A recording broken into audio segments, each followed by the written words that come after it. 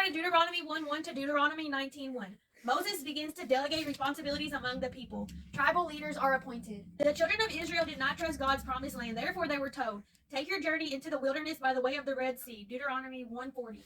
Into the land of Esu, across the valley of the Zerad, 37 years they traveled. They got to Sihon, king of Heshbon. He would not let them pass through his land. King Og of Bashan. Both were defeated. The land was divided. Deuteronomy 3:22. You must not fear them, for the Lord your God himself fights for you. Moses did not cross the Jordan. Joshua went with the people. God told Moses to not go. Moses warned the people that he could not go with them and to beware of idolatry. Deuteronomy 4:39. Therefore know this day and consider it in your heart that the Lord himself is God in heaven above and on earth beneath. There is no other. Then Moses reviews the 10 commandments. Then I'm going to read Deuteronomy 5:32. Therefore you shall be careful to do as the Lord your God has commanded you. You shall not turn aside to the right hand or to the left. You shall walk in all the ways which the Lord your God has commanded you, that you may live and that it may be well with you, and that you may prolong your days in the land which you shall possess. Then we're going to go to Deuteronomy 6:20. When your son asks you in time to come, saying, what is the meaning of the testimonies, the statutes, and judgments which the Lord our God has commanded you? Then you shall say to your son, we were slaves of Pharaoh in Egypt, and the Lord brought us out of Egypt with a mighty hand. And the Lord showed signs and wonders before our eyes, great and severe, against Egypt, Pharaoh and his household. Then he brought us out from there, that he might bring us in to give us land of which he swore to our fathers. And the Lord commanded us to observe all these statutes, to fear the Lord our God, for our God always, that he might preserve us alive as it is this day. Then it discusses blessings from obedience of the people. If you're obedient, you receive blessings. Deuteronomy 10:12. And now, Israel, what does the Lord your God require of you? But to fear the Lord your God, to walk in all his ways, and to love him, to serve the Lord your God with all your heart and with all your soul, and to keep the commandments of the Lord and his statutes. Moses instructs the people on how to take care of the land the Lord has given them. The Lord will choose places for worship. Beware of false gods in the new land. Beware of false prophets. Put them to death as punishment. It also reviews clean versus unclean meat. It's touched on that in previous verses, but it reviewed that again. It talks about tithing principles with grains. A provision was made every 7 years to cancel outstanding debts. It discusses generosity to the poor, to be generous at all times. Deuteronomy 15:11. You shall open your hand wide to your brother, to your poor, and your needy in your land. Then it's a law concerning bondservants. On the 7th year, let them go free from you. If the slave does not wish to leave, they will become a slave for life. It reviews the Passover, the Feast of Weeks, and the Feast of Tabernacles. It just reviews all that we've already learned. Then it starts to discuss justice. Deuteronomy 16:18. You shall appoint judges and officers in all your gates, which the Lord your God gives you according to your tribes, and they shall judge the people with just judgment. It discusses principles for an earthly king. Moses reviews the requirements. Avoid wicked customs in the land God has given you. So we stopped right there. Tomorrow, hopefully, we can finish Deuteronomy all the way out. Today, we started at Deuteronomy 19:1, and we got all the way through to the end. In Deuteronomy, we're reviewing a lot of laws with the children of Israel before they enter the land that God has promised them. So that Moses is reviewing a lot of laws with the people, but we're just going to summarize some things because there's a lot of information in this text. The law concerning witness, Deuteronomy 19:16. If a false witness rises against any man to testify against him of wrongdoing, then both men in the controversy shall stand before the Lord, before the priests and the judges. It reviews the principles governing warfare. It's reviewing the laws before they enter the land God has given them.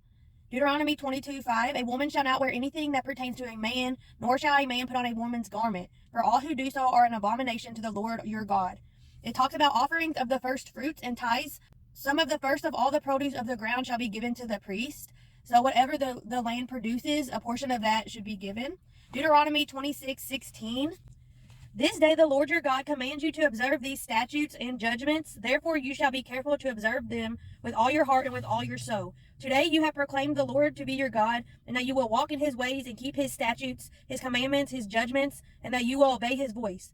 Also today the Lord has proclaimed you to be his special people, just as he promised you that you should keep all his commandments, and that he will set you high above all nations which he has made, in praise, in name, and in honor, and that you may be a holy people to the Lord your God, just as he has spoken. It discusses blessings from obedience. If you keep the commandments of the Lord your God and walk in his ways, you will be blessed. Curses of disobedience are reviewed. The blessings of returning to God, Deuteronomy 31. If you return to the Lord your God will bring you back from captivity and have compassion on you and gather you again from all the nations where the Lord your God has scattered you. The Lord your God will put all these curses on your enemies and those who hate you, who persecuted you. So it's saying if you part from the Lord and then you come back. Then it goes into Joshua. He will be the new leader of Israel. The Lord told Moses that he shall not cross over the Jordan. So therefore Joshua is going to cross over the Jordan with the people. The Lord predicts Israel's rebellion. So the Lord discusses this with Moses and Joshua. Song of Moses taught to the children of Israel. Deuteronomy 32:1 is when it starts. It's a very long song. So if you want to read that, what Moses says, you can go to Deuteronomy 32:1 and read that entire thing. Then at the end, Moses dies. So a lot of this is Moses is trying to prepare the people for entering God's land without him. Today, we made it all the way through Joshua from 1:1 to 24:33. Joshua 1:2, Moses, my servant, is dead. Now therefore arise, go over this Jordan, you and all this people, to the land which I am giving to them. So Joshua is appointed. 1:9, do not be afraid nor be dismayed, for the Lord your God is with you wherever you go. They come to Jericho. 2 spies are sent to look at the land. Rahab helps the spies. They cross over the Jordan into Jericho. Then it revisits circumcision. It says that they circumcised all who had not been circumcised on the journey through the wilderness. So it just touches that for a little bit. Spies are sent to Ai. They are defeated by Ai. The children of Israel fled. Achan sinned against the Lord. Joshua 6:13. There is an accursed thing in your midst, O Israel. You cannot stand before enemies until you take away the accursed thing from among you. So therefore they could not defeat their enemies until they took care of that. Achan and all he had was stoned and burned with fire. The Lord was no longer angry. They defeated Ai. All the inhabitants were killed. After that, the Gibeonites made a covenant with Joshua to let them live. Joshua found out they had lied to him.